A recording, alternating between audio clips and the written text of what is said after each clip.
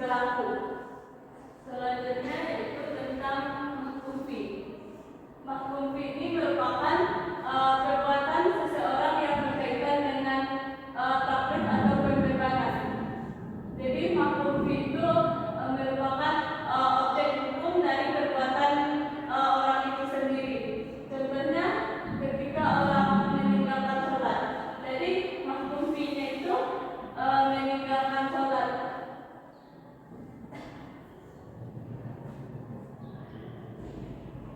Yang selanjutnya mahkum alaih. Mahkum alaih artinya yaitu orang yang dibebani hukum tersebut, di mana mahkum itu dia sebagai subjek. Contoh dari mahkum yaitu pelaku orang yang melanggar aturan tersebut.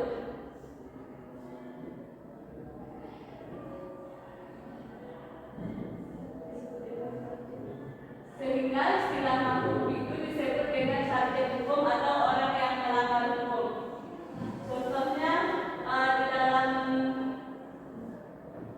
yaitu orang yang meninggalkan sholat. Jadi yang ketiga sebagai mahkum alaihnya yaitu orang yang meninggalkan tersebut, sedangkan mahkum fi-nya tadi sholat yang ditinggalkan.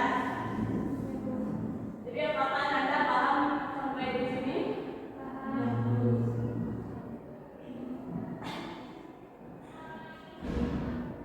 Jika paham, itu akan memberikan dua soal. Silakan ditulis. Silakan ditulis di kertas ini.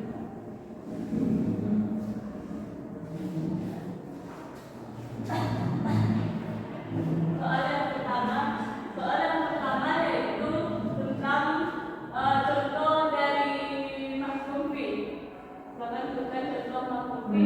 Yang kedua, apa yang dimaksud dengan mahkum alaih? Untuk beri waktu 3 menit untuk menjawab soal dari itu.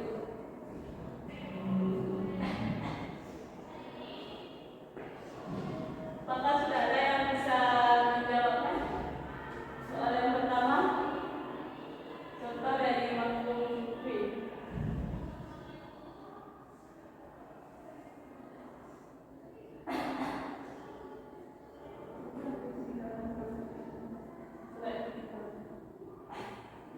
Untuk peran Anda silakan untuk menjawab soal dari itu.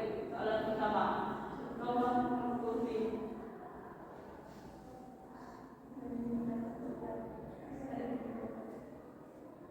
Contoh dari mahkum fi itu tidak meninggalkan sholat.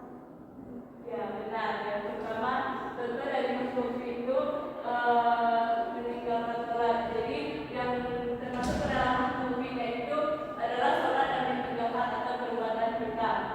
Yang kedua, apa yang dimaksud dengan mahkum alaih?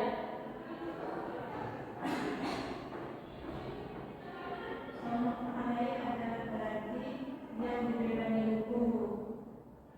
Dan menurut usul fikih mengatakan bahwa yang dimaksud dengan mahkum alaih adalah seorang yang dalam perbuatannya kita katakan tentang Allah yang disebut dengan Allah. Sehingga istilah mahkum alaih disebut dengan subjek hukum atau pelaku hukum. Ya benar. Kita beri apresiasi kepada kita semua yang telah belajar. Dengan berada evaluasi, maka itu anak itu semuanya paham. Apakah sudah paham dengan materi kita hari ini?